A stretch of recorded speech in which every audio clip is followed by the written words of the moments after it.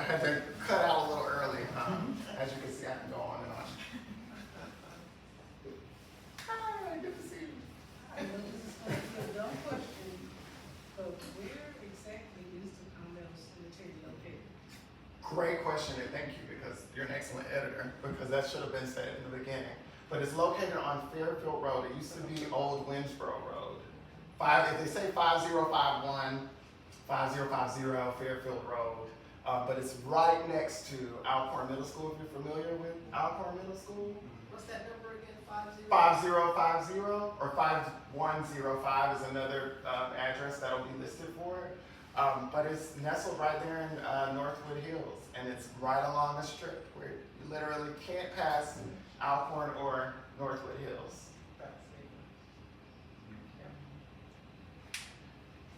Thank you for that. That was wonderful. My name is Mark. I'm a PhD student in history at USC. I'm actually working on a historic register nomination for the Hardin Street Black Business District. Yay! I'm so excited. There is this just dead space that had all those people that were buried, like they all worked in those 5 buildings. It's crazy.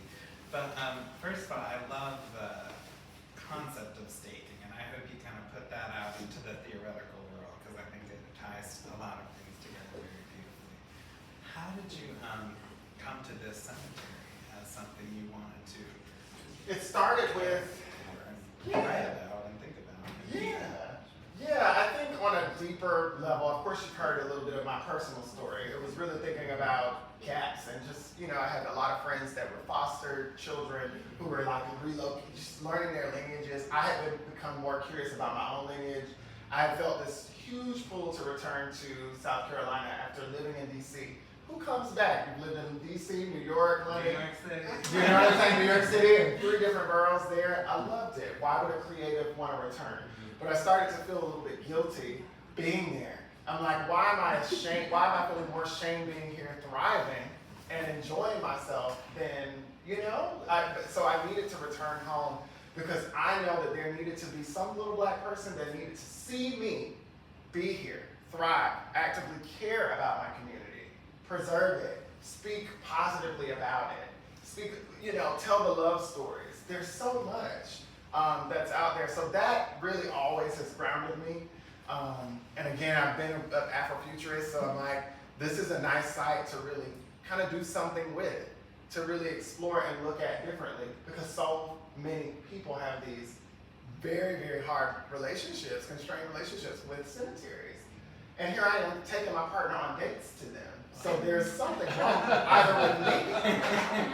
He was a little freaked out. He was. But yes, and I have gotten into some conversations with folks that I consider a community of practice for me. I'm like, who does African American preservation?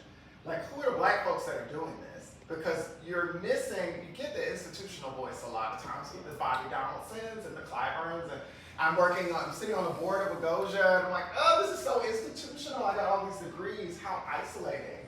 How am I going to actually translate this to my grandmother? My cousins who are not interested, okay? How do I get them interested and excited about that place? So that inquiry, that tension was really appealing to me. I had a professor that started as a class assignment. I had a professor be like, it would be you to choose a burial ground. I just wanted you to choose like an American small house and just document it, please. And I'm like, no, it's the cemetery. I promise I'll make it work. I'll make it work. So, the historical marker was really me saying, I can do this. I can get a historical marker, but so can you, right? Like, sometimes we need a little bit of tools. So this is like a traditional knowledge base. I become a knowledge bearer because now I'm connected. And so to the future preservationists who I hope follows me, that look like me or maybe doesn't, but just are interested in Black culture, I want them to be able to find this and be like, oh, there's a way that we can talk about this history that's accessible. Oh, this site is actually really cool. I won't look at this site any differently anymore. Now I'm more curious about the cemetery. And I can tell you, most of my family members now love cemeteries because they've heard so much about this one. So much, probably a little bit too much. But it's really an archive, or like I was saying, an archive. It really is that for so many folks. And yeah, just thinking about that, all my personal family fractures and sort of silences that existed there, I just had to. Is there something about that cemetery in particular that drew you to it?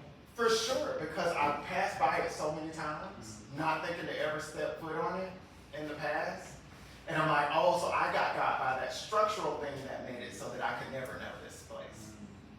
There were structural conditions that created it. But this site is so massive. It's like literally the next in line, the next of kin for Randolph Cemetery. And we talk all the time about Randolph Cemetery, as if there are hundreds more cemeteries all throughout the metropolitan area. So to me, I wanted to continue to add to that archive and to that collection, that documentation, but in a real deep, rigorous, meaningful way that's loved on by the people and not necessarily just to, document it for me, keep it pushing. They do enough of that. So, yes. What advice would you give to elders who feel as though this type of important work may be lost on the youth, or people in general? It doesn't have to be specific youth, or people in general who they feel like the work or the knowledge of this should carry and should be shared with others. What advice would you give to them, the elders, our elders, who feel like there may not be hope? I'd hate to say continue to weather the storm, because this is a harder thing. Conceptually it works. But I probably wouldn't say that to an elder to motivate them to stay. But it is in that weather that we do find healing, and we do kind of find reconciliation too. Like, I think this is not just about young people knowing how to do this and continuing this on. This is about what you can do now. Someone will pick up where those gaps fall, because I exist. So I guess my advice would be, trust me, continue to trust me, continue to show up, share this work, you know what I mean? Because that's gonna make sure that someone else, much like myself, can connect with the site. And yeah, like in the words of Mr. Patterson, somebody's gotta do it, Why did you originally come to the site? Why was it originally special for you, special to you? Your loved ones there, What do you do when you find a site and you know that there's graves there, but you got stopped by red tape? What do you do? And red tape meaning just, bureaucratic entities, I assume? Or you just hit a block, a stop in the road? Well, as far as ownership of the site, that type of stuff. And nobody has a clue. So what did you do? Oh, I made a rhyme. Nobody has a clue. It's interesting. I got really curious. I maybe had a little bit more to work with, just because I think people did know that the site was there. And it's so big in scale. So it's kind of hard to miss once you're on there. But for these types of sites, I would just keep any record, any maps that you might, first of all, I've just got. The site has been cleaned out, but it's overgrown again. And it's a historical site. It's a site where there are slave ancestors in that site. You have family members who still live in the area. Well, part of this work too with staking is laying claim. You have traditional knowledge, you hold traditional knowledge, you hold this knowledge of this place. Start there. I wish I knew exactly how to be prescriptive and say, oh, well, this is what you do next. But a lot of it was me sitting with this site. The more I returned to it, the more the questions came. And I know that sounds deeply spiritual, and a lot of people are like, that's too esoteric, that's not practical. But start somewhere with even just taking a photo of the site. Well, like I said, the site, I'm a full-time community volunteer. Yeah. The site that I'm talking about, when I was a kid, we used to walk through that site to go to school. But I have no family members in there, but it's family members in the community that's in there. I have family in there. And you see, if you noticed, even in scene 3, I talk about linking the living. That's what that is all about. It really is. It does catalyze that sort of, that inquiry, that deep dive into, okay, now who was buried here? So you're asking all the right questions.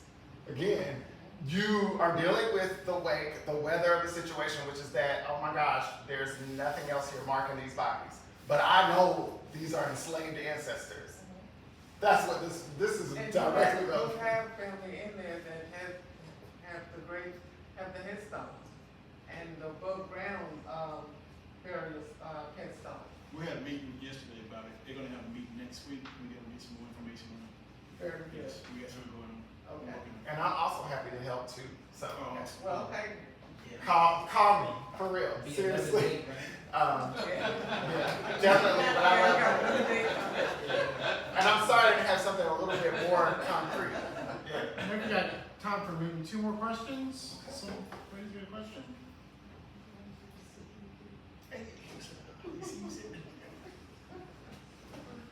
Well, I really do appreciate you coming. Sorry, thank you so much.